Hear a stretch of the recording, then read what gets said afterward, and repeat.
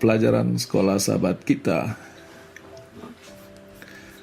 minggu ini berjudul The Origin and Nature of the Bible.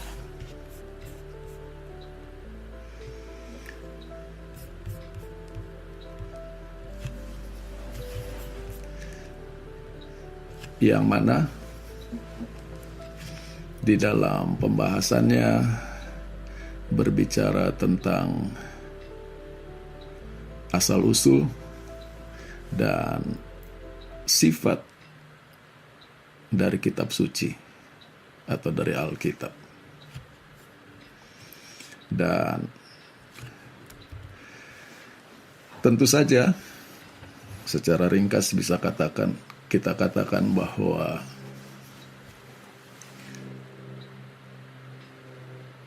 asal-usul Alkitab asalnya dari Tuhan. Tuhan sebagai sumber inspirasi. Tapi pada saat yang sama, Tuhan memilih menggunakan manusia. Manusia dengan segala keterbatasannya, manusia yang berdosa, untuk menjadi juru bicaranya, untuk menjadi juru tulisnya. Itulah asal-usul dan sifat dari Alkitab. Minggu lalu, ketika kita menutup acara sekolah sahabat kita, muncul satu pertanyaan. Bagaimana cara menafsirkan Alkitab supaya jangan sampai hilang atau sesat?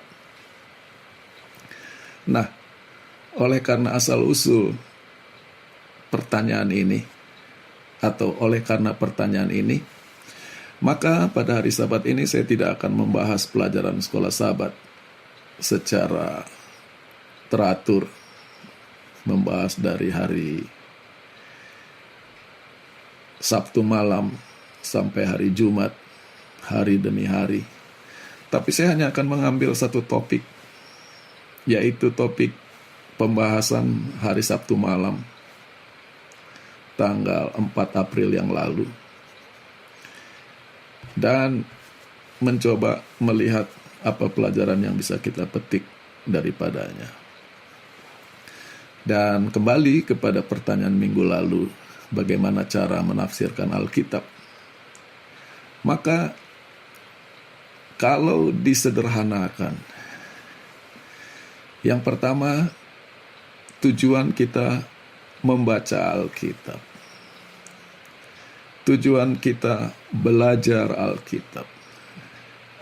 Tujuan kita menguasai ajaran-ajaran Alkitab. Yang pertama adalah supaya kita bisa mengenal Tuhan lebih baik. Dan yang kedua, kita bisa menjadi manusia yang lebih baik untuk bisa hidup dengan sesama manusia. Jadi kalau belajar Alkitab kehilangan dua poin penting ini, maka kita bisa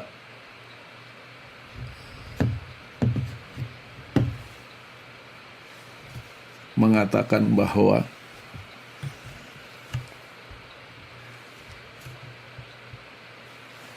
ada yang salah dengan cara kita belajar Alkitab. Jadi, belajar Alkitab, kalau sampai kehilangan dua arah yang sangat penting ini, mengenal Tuhan lebih baik, mengenal diri kita lebih baik dan menjadi seorang yang lebih baik, maka kita harus mempertanyakan cara saya baca Alkitab, cara saya menafsirkan Alkitab. Pada abad ke-13 ada seorang bishop di Inggris namanya Richard Chichester. Dan dia mengungkapkan doa pendek. Tiap hari ya Tuhan, 3 hal yang aku pohonkan daripadamu. 3 hal aku minta daripadamu. Untuk bisa mengenal Engkau dengan lebih jelas. Untuk mengasihi Engkau dengan lebih dalam lagi. Untuk bisa mengikut Engkau dengan lebih dekat lagi.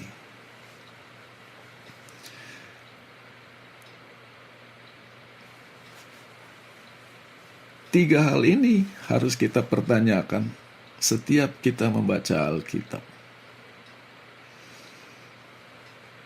Secara tidak sadar, mungkin kita dididik dan dibesarkan di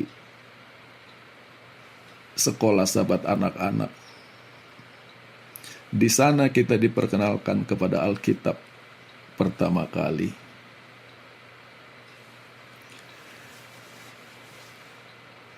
Seringkali kita terpukau atau terpaku atau terfokus kepada figur-figur di Alkitab. Cerita tentang Adam, cerita tentang Hawa, cerita tentang Kain dan Habel, lompat tentang Henoh, tentang Nuh, Ibrahim, Ishak, Yakub, dan seterusnya sampai kepada Daud, Nabi Yesaya, Nabi Yeremia, Daniel, sampai kepada Injil, murid-murid Tuhan Yesus, Petrus, Yohanes, Matius, Yudas, Paulus. Jadi ketika kita baca Alkitab, kita fokus kepada karakter-karakter atau tokoh-tokoh di Alkitab ini. Apa yang kita bisa pelajari dari mereka? Sebenarnya yang terbaik dalam membaca Alkitab adalah cerita tentang Tuhan.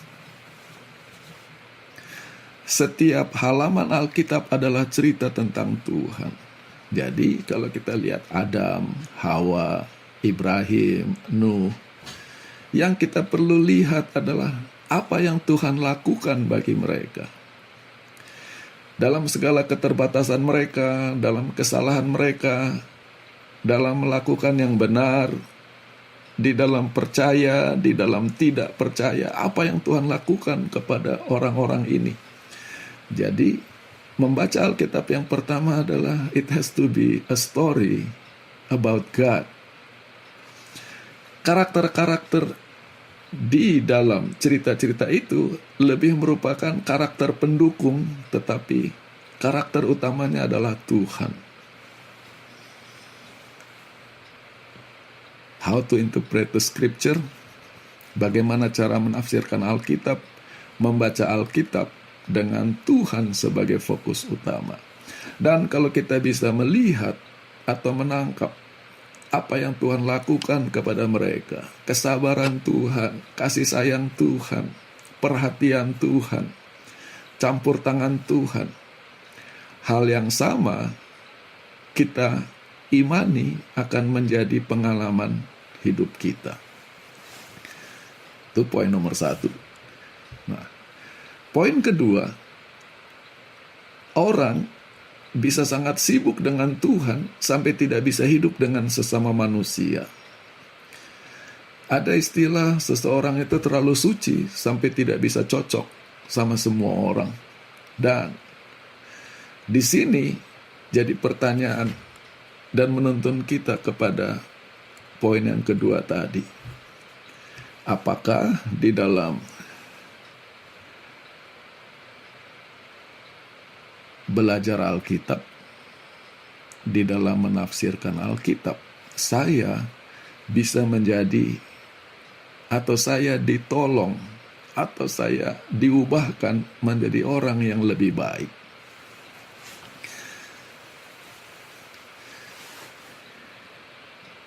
Di dalam filsafat Greka dikatakan ada 3 hal yang idealnya dikejar atau dilakukan oleh setiap orang. Yang pertama adalah,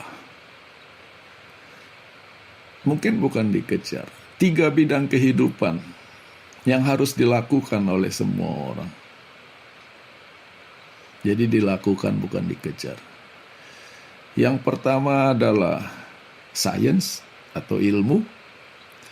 Yang kedua adalah seni.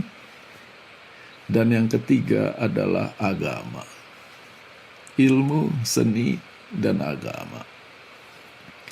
Itulah filsafat Greka minimal yang orang tahu menjadi 3 komponen ini. Ilmu adalah apa yang disebut sebagai truth, kebenaran, science. Bagi Anda atau bagi kita, mungkin kita secara tidak terjebak bahwa truth itu adalah agama. Truth itu adalah ilmu, yaitu kita coba memahami, mengerti apa data dan fakta. Beauty adalah seni, keindahan. Goodness adalah agama atau religion. Nah, di sini jadi penting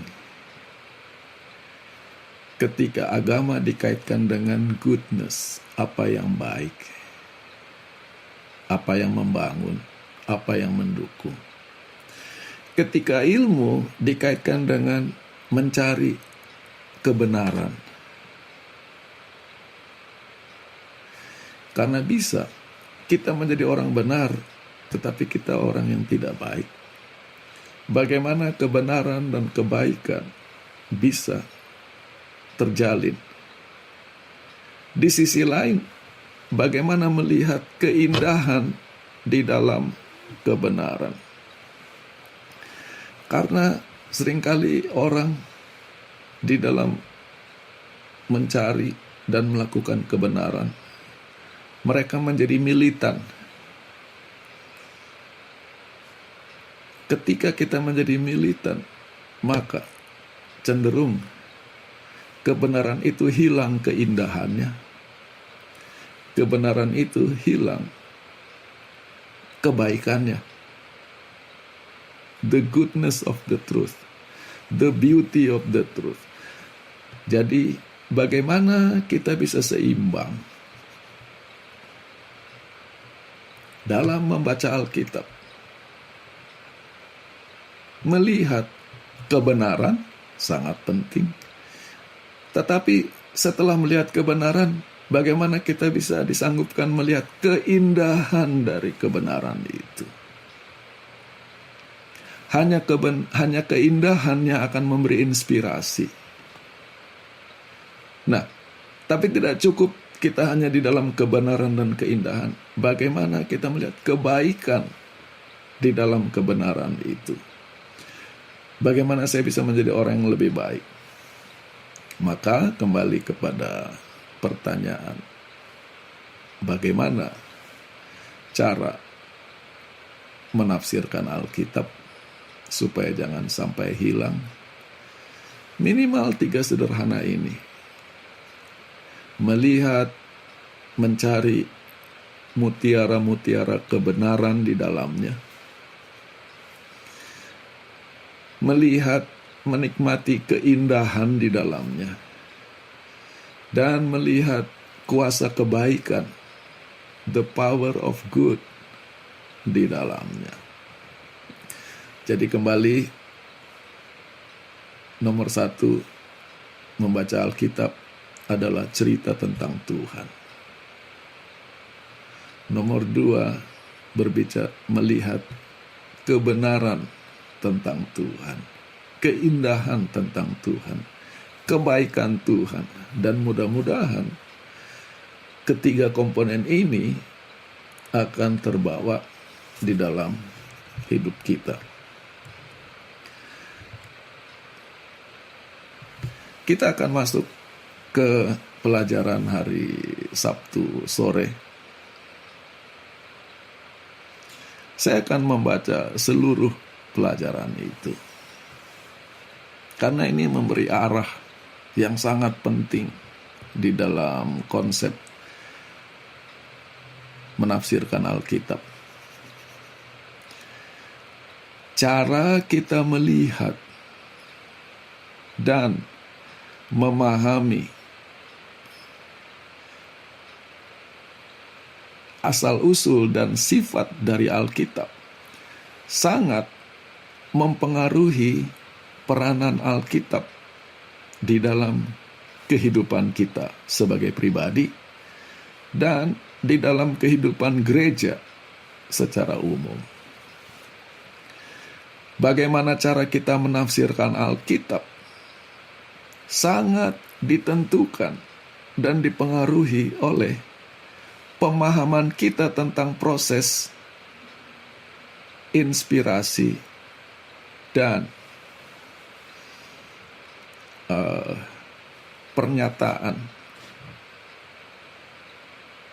yang Tuhan beri kepada para penulis Alkitab.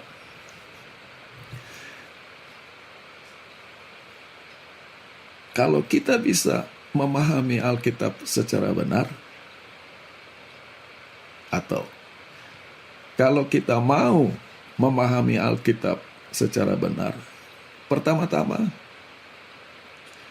kita harus melihat dan menentukan ukuran-ukuran apa yang kita gunakan untuk membaca Alkitab atau memperlakukan Alkitab. Diberi contoh di sini, setiap disiplin ilmu mempunyai pendekatan yang berbeda. Contohnya, ketika seorang belajar matematika, pendekatannya tidak bisa menggunakan pendekatan biologi atau sosiologi. Ketika kita belajar fisika, kita tidak bisa mempelajari fisika seperti kita sedang belajar sejarah. Setiap disiplin menuntut pendekatan sesuai dengan disiplin tersebut. Maka dengan hal yang sama,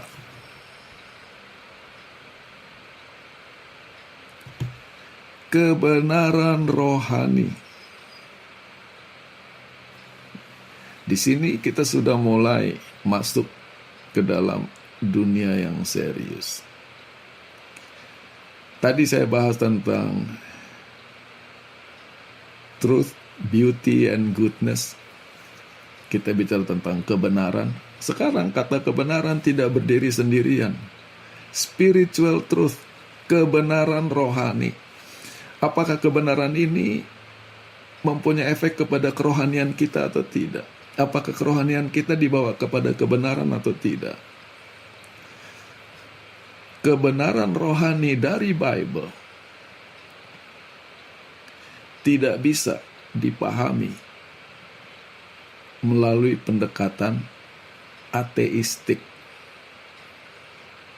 yaitu membaca Alkitab seolah-olah Tuhan itu tidak ada. Ingat tadi, nomor satu, ketika membaca Alkitab kita sedang membaca tentang Tuhan. Dialah tokoh utama. Sebaliknya, penafsiran kita terhadap Alkitab harus secara sangat sungguh-sungguh memperhatikan dimensi ilahi dan manusiawi dari firman Tuhan. Ada unsur Tuhan di dalamnya. Jadi, membaca Alkitab Kita tidak bisa melihat, oh ini tulisan Yesaya, ini tulisan Yeremia, ini tulisan Yehezkiel, ini tulisan Paulus, tapi divine human. Ada unsur ilahi di balik penulis-penulis manusia ini. Dengan demikian, diperlukan penafsiran yang sebenarnya atau sepatutnya terhadap Alkitab, yaitu kita membaca Alkitab dengan iman. Gantinya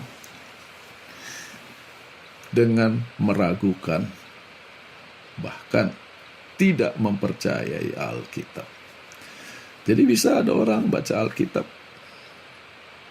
tapi tidak percaya. Nah, ini adalah pelajaran hari Sabtu sore. Dan kita bisa mengatakan, saya sangat beriman, saya sangat percaya kepada Alkitab. Apa pentingnya penjelasan hari Sabtu ini sampai diambil atau dipetik menjadi fokus utama pembahasan pada pagi hari ini? Pentingnya adalah kita perlu mengetahui kenapa sampai penulis pelajaran sekolah Sabat Triwulan ini mengangkat topik-topik ini yang mungkin bagi kita, nomor satu, orang Indonesia, Advent, tidak melihat relevansinya dengan hidup kita. Saya percaya Alkitab, saya percaya Tuhan, saya ingin lebih dekat kepada Tuhan. Kenapa pelajaran atau topik seperti ini harus dibahas? Maka untuk menolong kita melihat, memahami kenapa topik ini harus dibahas, saya akan beritahu bahwa ketika kita belajar sekolah Sabat, mau atau tidak mau, sebagian besar penulis pelajaran ini adalah orang Barat, bukan orang Indonesia. Pernah Dr. Kuntaraf dan Ibu menjadi penulis pelajaran sekolah Sabat kita. Wakil dari Indonesia. Mungkin pernah ada orang Asia lain atau orang Afrika lain, tetapi mayoritas pengarang pelajaran sekolah Sabat kita adalah orang Barat, orang Eropa, atau orang Amerika keturunan Eropa, atau orang Australia, yang mana Australia kita masukkan secara budaya sebagai Barat. Maka kita perlu mengerti cara berpikir mereka, yang mana tidak ada hubungannya dengan kita. Maka kita perlu melihat secara ringkas sejarah intelektual Barat. Dan ini sangat ringkas. Dan sebetulnya masih sangat banyak hal-hal yang lebih rinci harus dijelaskan. Tetapi ini sangat generalisasi. Dan starting point-nya langsung ke abad ke-8, The Dark Ages. Yang mana sebetulnya kata zaman ke-8 itu tergantung siapa yang lihat, gelap atau terang. Nah, secara generalisasi, di zaman ke-8, kekristenan atau ajaran Kristen menguasai Eropa. Jadi dari Eropa yang tadinya penyembah berhala, perlahan-lahan seluruh Eropa menjadi Kristen. Proses ini berjalan lambat dan panjang, sampai kepada satu titik hampir bisa dikatakan seluruh Eropa menjadi Kristen. Dan di dalam kekristenan ini kepada mereka diajarkan, mereka meyakini bahwa kekristenan adalah satu-satunya agama yang benar, kekristenan adalah satu-satunya jalan keselamatan, jalan ke sorga. Kekristenan adalah satu-satunya kebaikan di atas dunia ini.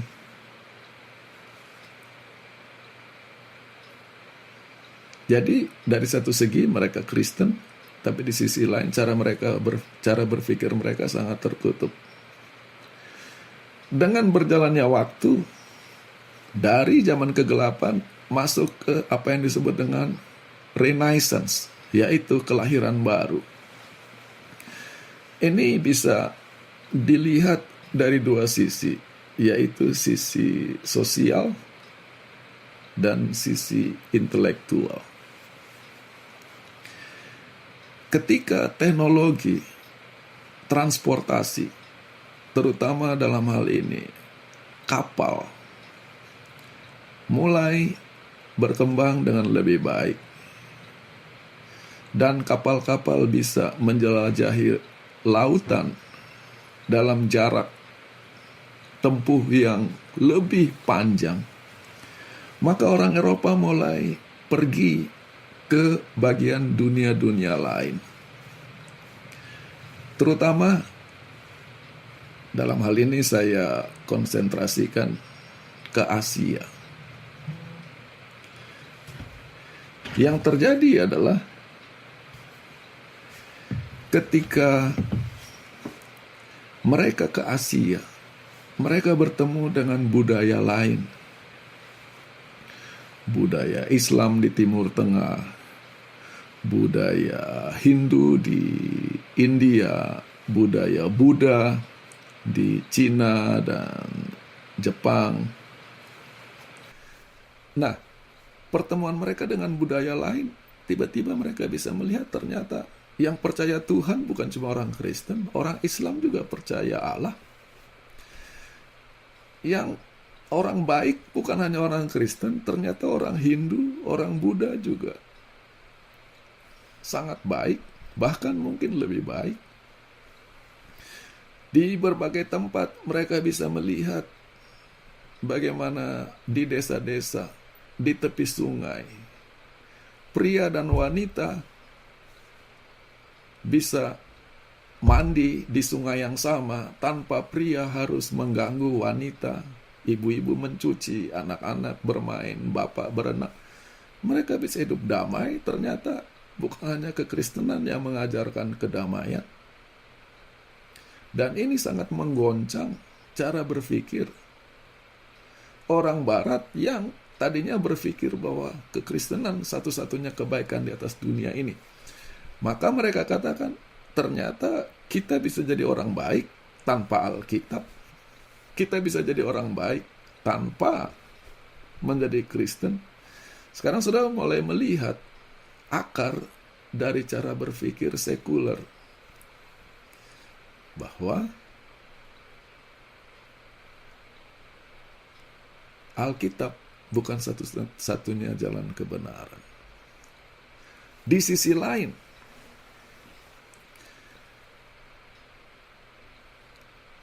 dunia ilmu pengetahuan di Eropa mulai bangkit, Renaissance. Maka disiplin-disiplin ilmu mulai dikejar. Engineering, ekonomi, ilmu hukum, ilmu politik, termasuk ilmu agama, di mana tadinya agama lebih merupakan hal-hal rohani. Sekarang agama menjadi disiplin ilmu.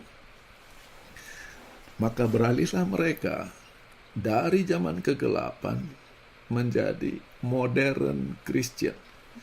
Nah, kata modern di sini bicara tentang cara berpikir, bukan tentang perlengkapan hidup. Jadi kalau kita hidup modern, oh kenapa dia hidup modern? Dia tinggal di apartemen, dia rumahnya ada AC, kompor, masak air tidak pakai kayu bakar, makanannya disimpan di kulkas, punya mobil. Kita pikir itu adalah hidup modern. Oke, gaya hidup modern ini adalah hasil dari cara berpikir modern,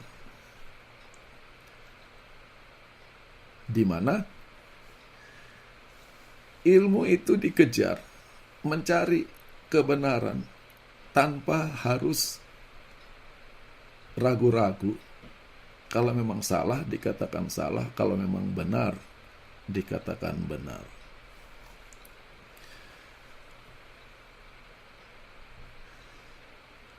Dan kita bisa melihat para pionir ilmuwan di dalam sejarah yang saya akan sebut secara random, Copernicus, Isaac Newton dengan hukum gravitasi, dan dia menulis buku The Principle of Mathematics, Galileo Galilei. Ini semua adalah ilmuwan yang mereka mengejar ilmu keluar dari batas-batas yang selama ini dipagari oleh gereja. Nah, di sini kita perlu melihat bahwa gereja Advent lahir di dalam zaman atau babak modern Christian. Gereja Advent menggunakan pendekatan ilmiah di dalam belajar Alkitab. Dan pada zamannya, para pionir gereja Advent, orang seperti John Nevin Andrews, James White, Joseph Bates, Ellen White, adalah pemikir-pemikir yang penemuan-penemuan mereka menembus batas-batas yang selama ini diajarkan oleh gereja selama ratusan tahun. Tidak ada rasa takut. Wah, ini sudah menyimpang dari gereja. Yang mereka kejar adalah kebenaran. Yang jadi yang unik, gereja Advent berhenti di situ sampai sekarang. Itulah tadi pelajaran hari Sabtu sore, bahwa kita belajar Alkitab sedalam-dalamnya, tetapi di dalam konteks kita percaya kepada Tuhan, kita setia kepada Tuhan, kita ingin mengenal Tuhan lebih baik. Yang jadi masalah, dunia barat itu bergerak terus. Setelah mereka memasuki babak modern Christianity, tetap Kristen tapi cara berpikirnya modern, mereka pindah kepada modern sekuler.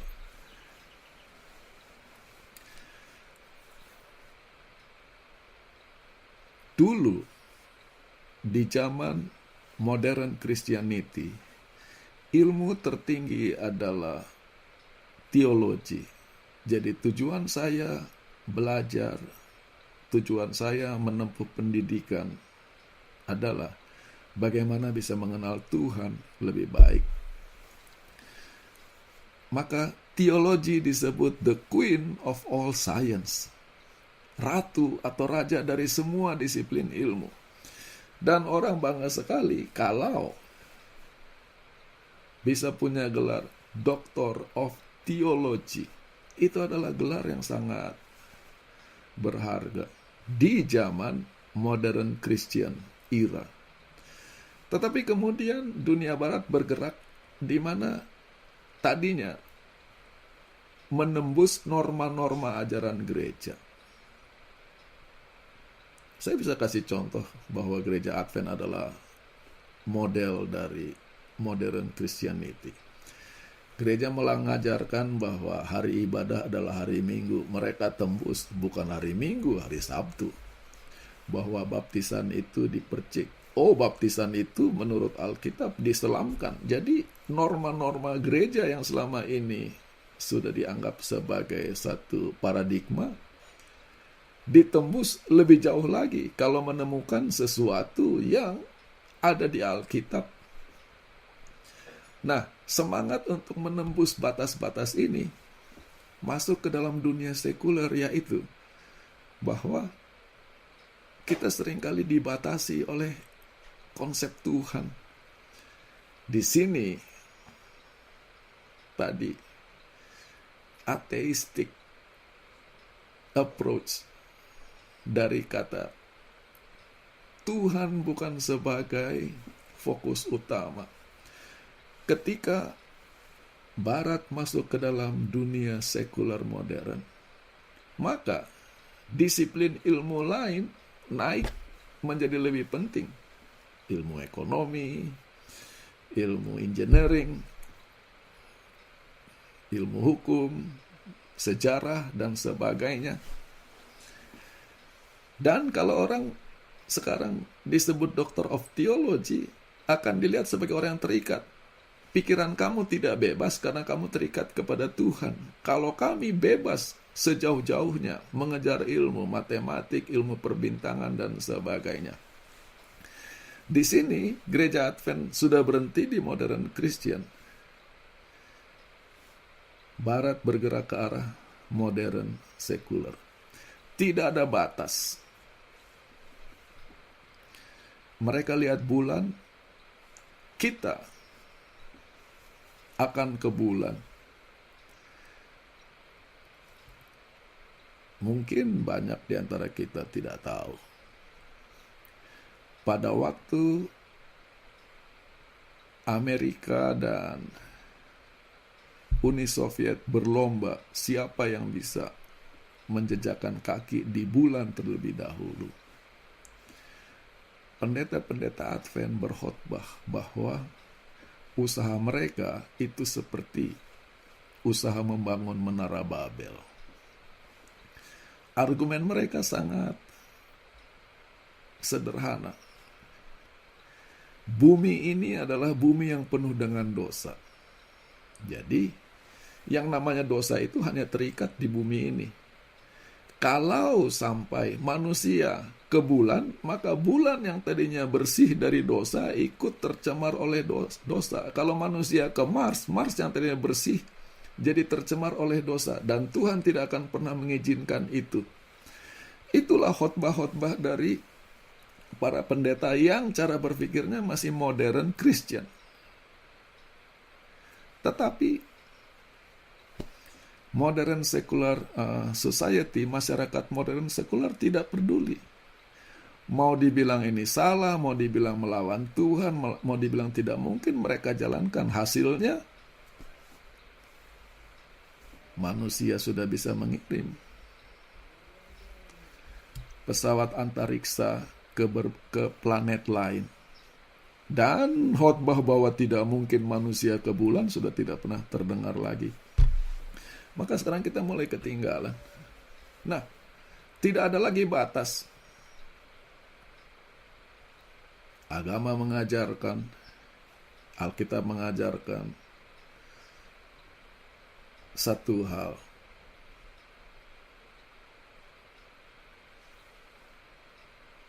Manusia modern bisa mengejar hal yang berlawanan dengan Alkitab. Dan di dalam semangat inilah pelajaran sekolah sahabat kita disampaikan. Dari satu segi, banyak ilmuwan Kristen yang mencoba menjadi diterima di lingkungan sekuler. Maka sekarang pendekatan belajar Alkitab menggunakan pendekatan sekuler. Jadi kalau tidak hati-hati, buku-buku yang membahas bagian-bagian dari Alkitab, orang membacanya, orang mengajarkannya, mereka tidak mengerti latar belakang cara berpikir di balik buku-buku ini yang seringkali sudah terjebak kepada modern secular approach, yaitu membaca Alkitab, lupakan faktor Tuhan. Itu hanya pembatas. Lupakan faktor agama. Lihat Alkitab sebagai literatur. Di sisi lain, dalam sejarah Eropa, ada banyak orang yang merasa hidupnya menjadi sukar, susah, atau dihukum oleh karena mereka melakukan sesuatu yang berlawanan dengan Alkitab. Maka mereka melihat Alkitab ini sebagai sumber problem. Maka kalau Alkitab diyakini sebagai kebenaran, kita harus mempertanyakan kebenaran dari Alkitab. Dan ketika kebenaran Alkitab dipertanyakan, maka Alkitab dibaca sebagai buku manusia, hilang faktor Tuhannya. Tapi tidak berhenti di situ, sekarang ke postmodern. Postmodern adalah sesudah zaman modern.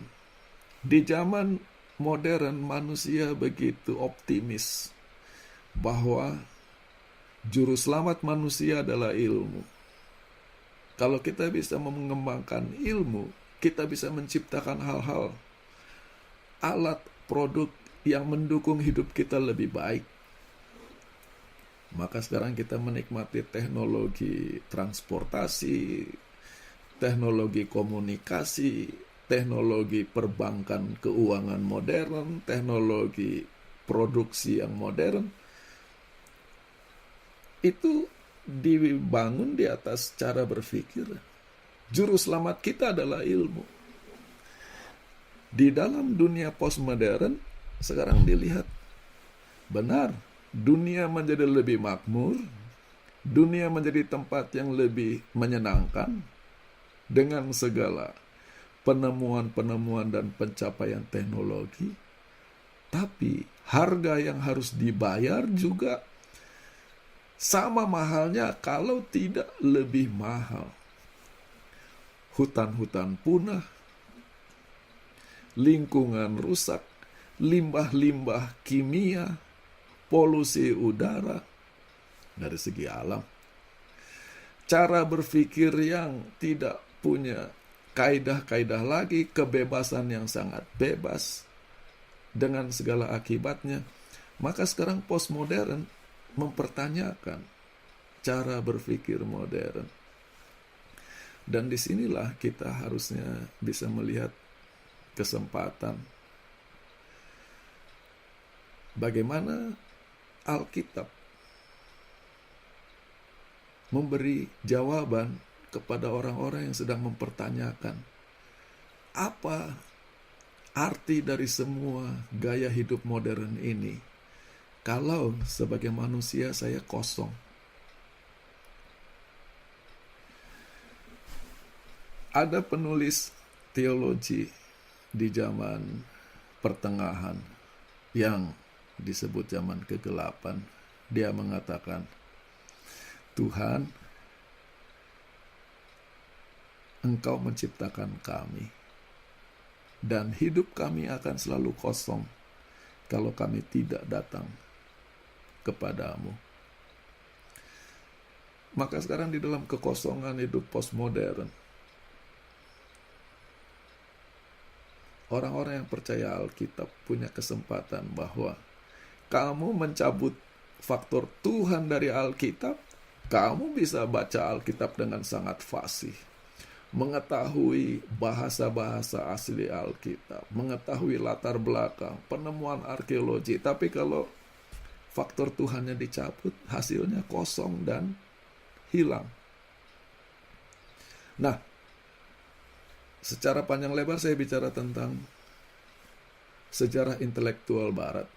Jadi, sekarang di dalam membaca pelajaran sekolah sahabat 1 kuartal ini, akan ada poin-poin di mana kita akan lihat kenapa ini persoalan padahal bukan.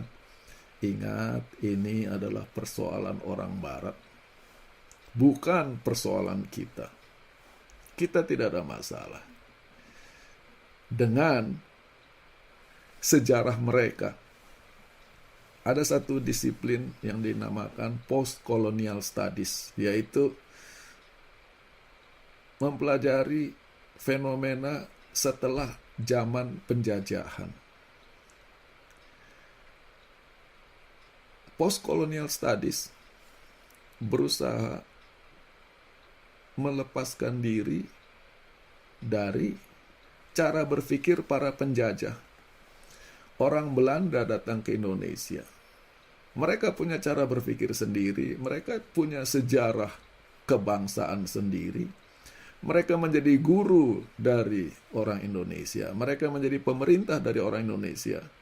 Cara mereka membangun Indonesia mengikuti sejarah mereka, bukan sejarah Indonesia. Maka postcolonial studies adalah melihat, coba pisahkan urusan Belanda dari urusan Indonesia, contohnya. Maka dalam membaca Alkitab, kita juga perlu cerdas melihat, ini urusan orang Barat, ribut-ributnya orang Barat, yang mereka kira ini adalah persoalan semua orang, atau persoalan yang universal. Sekarang kalau orang Indonesia, persoalannya apa dalam belajar Alkitab? Sangat simpel. Orang Indonesia membuat dikotomi atau pemisahan yang tidak bisa ketemu antara iman dan logika. Kalau saya pakai logika, itu artinya saya tidak beriman. Kalau saya beriman, saya harus meninggalkan logika. Di sini persoalan kita. Yang mana jawabannya sangat sederhana. Logika atau reasoning atau berpikir itu adalah pemberian Tuhan. Iman juga pemberian Tuhan. Maka mereka tidak perlu dipertentangkan, bahkan mereka itu adalah satu paket. Iman kita akan dibawa lebih jauh kalau kita pelajari Alkitab menggunakan logika. Logika kita akan dimurnikan ke arah yang benar kalau kita menggunakan logika dengan iman.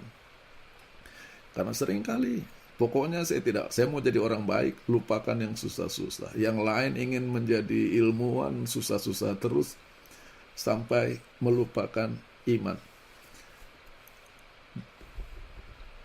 Kalau kita lihat Alkitab, orang-orang yang paling hebat,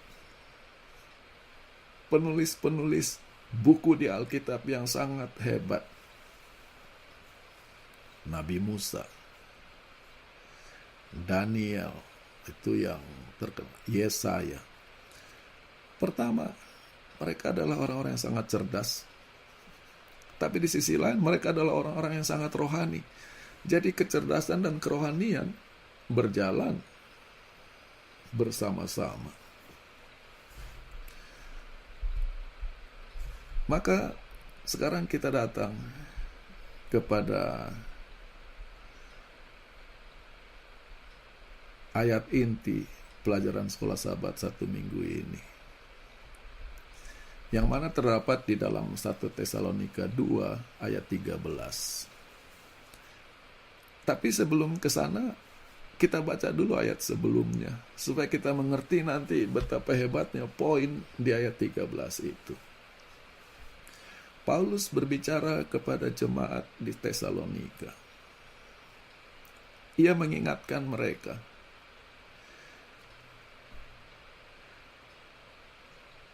bagaimana kami, Paulus dan kawan-kawannya, dalam melakukan pekerjaan Injil, mendidik, menghibur, membangun setiap dari kamu, seperti seorang ayah mendidik anaknya. Tujuannya apa? Supaya kamu hidup layak bagi Tuhan yang telah memanggil kamu ke dalam kerajaannya dan kemuliaannya. Kita berhenti dulu di sini. Ketika Paulus mendidik, membangun, mengajar orang Tesalonika.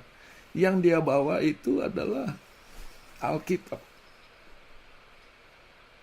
yang mana masih apa yang disebut sekarang Alkitab Perjanjian Lama. Jadi Alkitab berfungsi untuk mendidik, untuk membangun, untuk menghibur, untuk membentuk setiap orang. Pendidikan apa? Pembangunan apa? Pembentukan apa? Supaya kamu hidup layak bagi Tuhan. Kenapa hidup layak bagi Tuhan? Tuhan memanggil kamu untuk menjadi bagian dari kerajaannya, menjadi umat Tuhan, dan kemuliaannya. Kerajaan Tuhan itu adalah cara hidup kita sekarang di dunia ini. Kemuliaan kerajaan Tuhan itu adalah nanti ketika kedatangannya. Lalu,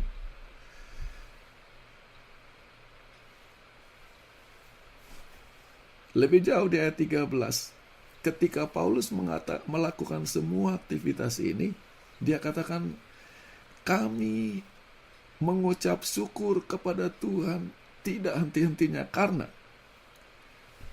kamu menerima firman Tuhan yang kamu dengar dari kami. Jadi Alkitab Perjanjian Lama yang dibawakan oleh Paulus, yang diterangkan, yang dijabarkan, yang dijelaskan oleh Paulus, itu adalah firman Tuhan, bukan hasil karya Yesaya, bukan hasil karya Musa, tapi firman Tuhan. Dan kamu menerimanya, bahasa Inggrisnya welcome, menyambutnya bukan sebagai kata-kata manusia, tetapi sebagai kebenaran, sebagai firman Tuhan. Inilah pendekatan kepada Alkitab. Membacanya bukan sebagai kata-kata manusia, tetapi sebagai firman Tuhan, sebagai kebenaran. Yang mana akibatnya akan melakukan satu mujizat perubahan yang efektif dalam membangun, di dalam pencerahan, di dalam penjelasan bagi kamu yang percaya. Kata terakhir ini sangat penting. Alkitab hanya efektif bagi yang percaya. Kalau tidak percaya, baca Alkitab, kita akan dapat ilmu di dalamnya. Kita akan dapat informasi di dalamnya. Tetapi kita akan hilang kalau kita tidak percaya.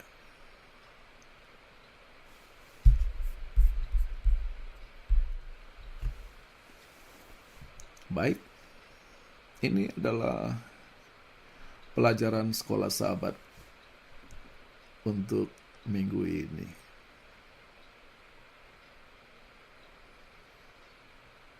Yaitu baca Alkitab itu, kenapa kita perlu mengerti asal-usulnya dan sifat dari Alkitab. Kalau kita lupa bahwa Alkitab itu asal-usulnya dari Tuhan, dan sifat dari Alkitab itu adalah kuasa Tuhan untuk mengubah hidup kita. Kalau kita melupakan hal itu, maka kita akan hilang di dalam membaca Alkitab, dalam belajar Alkitab. Dalam membaca Alkitab, pertanyaan yang perlu kita tanyakan adalah, apa saya bisa melihat Tuhan dengan lebih jelas, mengasihi Tuhan dengan lebih dalam, mengikut Tuhan dengan lebih dekat. Di dalam membaca Alkitab, apa saya bisa melihat kebenaran di dalamnya.